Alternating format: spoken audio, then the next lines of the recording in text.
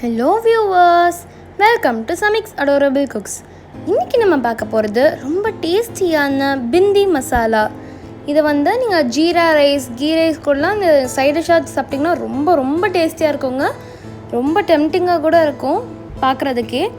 அது மட்டும் இல்லை, நீங்கள் இட்லி தோசை கூட வச்சு சாப்பிடலாம். நான் பராத்தாக்கெலாம் ரொம்ப சூப்பராக இருக்கும். ஸோ இப்போ நம்ம வீடியோக்குள்ளே போகலாம் வாங்க.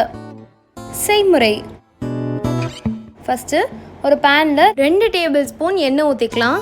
இப்போ இந்த எண்ணெய் நல்லா சூடானதுமே நம்ம வெண்டைக்காய் இப்போது சேர்க்க போகிறோம். ஸோ அதுக்கு நான் இப்போ வெண்டைக்காய் ஒரு 15லேருந்து 20 வெண்டைக்காய் வரைக்கும் எடுத்து வச்சுருக்கேன். அதை வாஷ் பண்ணிவிட்டு துணியில் வச்சு ட்ரை பண்ணிவிட்டேன். இப்போ அதை நீளமாக கட் பண்ணது தான் இப்படி இருக்குது. இப்போ இதை சூடான எண்ணெயில் ஷாலோ ஃப்ரை பண்ண போகிறோம். ஸோ இப்போ இந்த வெண்டைக்காவை போட்டு லேசாக ஃப்ரை பண்ணிக்கலாம். ஸோ இப்போ பாருங்கள், நம்ம வெண்டைக்காயெலாம் ஹாஃப் டன் ஆகிடுச்சு. இது போதும். ஸோ இப்போ இதை நம்ம ஒரு பிளேட்டுக்கு ட்ரான்ஸ்ஃபர் பண்ணிடலாம். இப்போ கொஞ்சமாக எண்ணெய் ஊற்றிருக்கேன். ஏற்கனவே நீங்கள் வெண்டைக்காவை ட்ரான்ஸ்ஃபர் பண்ணக்கப்புறம் தட்டுக்கு ட்ரான்ஸ்ஃபர் பண்ணக்கப்புறம் உங்களுக்கு கொஞ்சம் எண்ணெய் மிச்சம் இருக்கும். அது கூடவே நான் கொஞ்சம் எண்ணெய் ஆட் பண்ணியிருக்கேன். ஸோ இப்போ இந்த பேனில் மொத்தமாகவே 2 டேபிள் ஸ்பூன் தான் இருக்கும் எண்ணெய். இப்போ இது கூட நம்ம 1 டீஸ்பூன் சீரகம் சேர்த்துட்டு இந்த மாதிரி சீரகம் பொரிய ஆரம்பிக்கும் போது இது கூட வெங்காயம் சேர்க்க போகிறோம்.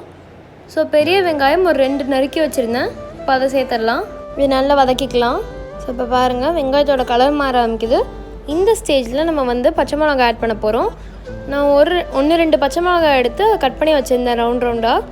ஸோ அதை சேர்த்தக்கப்புறமா ஒரு துண்டு இஞ்சியும் 5-6 பல்லு பூண்டையும் நறுக்கி வச்சுருந்தேன் குட்டி குட்டியாக. இப்போ அதையும் சேர்த்துடலாம். ஸோ இப்போ திரும்பி நல்லா வதக்கிக்கலாம்.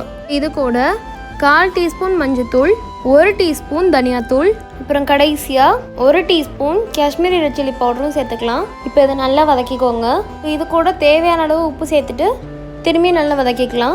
அடுத்ததாக நான் 3 டொமேட்டோஸ் மீடியம் சைஸ் எடுத்துகிட்டு அதை டொமேட்டோ பியூரி ஆக்கி வச்சுருக்கேன். ஸோ இப்போ இந்த டொமேட்டோ பியூரி இதில் சேர்த்துட்டு நல்லா மிக்ஸ் பண்ணிக்கலாம். இப்போ இது கூட நான் கொஞ்சமாக தண்ணி சேர்த்துக்கிறேன். ஒரு 1/2 கப் தண்ணி சேர்த்துக்கிறேன். தண்ணி சேர்த்துட்டு மிக்ஸ் பண்ணிக்கோங்க. நம்ம சேர்த்த டொமேட்டோஸ் நல்லா குக் ஆகணும். ஸோ அதுக்கு மூடி வச்சு 5 மினிட்ஸ் குக் பண்ணிக்கலாம். நான் 10-15 முந்திரி எடுத்து வாட்டரில் ஒரு 1/2 அன் ஹவர் சோக் பண்ணி வச்சுருந்தேன். ஸோ இப்போ அதை மிக்சியில் போட்டு கிரைண்ட் பண்ணி எடுத்துக்கலாம். இப்போ 5 மினிட்ஸ் ஆகிடுச்சுங்க. நல்லா கொதிக்குது பாருங்கள். இப்போ நம்ம அரைச்சி வச்சுருந்தா கேஷ்யூவை சேர்த்துடலாம். நல்லா மிக்ஸ் பண்ணிக்கோங்க. நம்ம கேஷ்யூஸ் கிரைண்ட் பண்ணி சேர்த்தனால நம்ம கிரேவி நல்லா திக்காகும். ஸோ அதுக்கு நம்ம ஒரு மூடி வச்சு திரும்பியும் 5 மினிட்ஸ் குக் பண்ணிக்கலாம். இப்போ பாருங்கள், நல்லா கொதிக்குது. இந்த ஸ்டேஜில் தான் நம்ம ஏற்கனவே ஷாலோ ஃப்ரை பண்ணி வச்சுருந்தேன் வெண்டைக்காவை சேர்க்க போகிறோம். ஸோ வெண்டைக்காவை சேர்த்தாச்சு. இது நல்லா மிக்ஸ் பண்ணிக்கோங்க.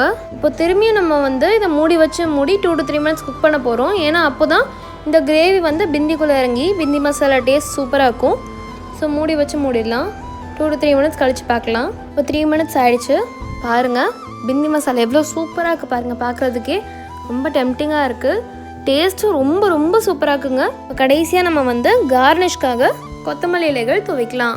இதோட டேஸ்ட் ரொம்ப சூப்பராக இருக்குங்க. தோசைக்கெலாம் அது ரொம்ப ரொம்ப சூப்பராக இருக்கும். கீ ரைஸ், ஜீரா ரைஸ், அதுக்கப்புறம் சப்பாத்தி, நான், அதுக்கெலாம் ரொம்ப ரொம்ப டேஸ்டியாக இருக்கும்.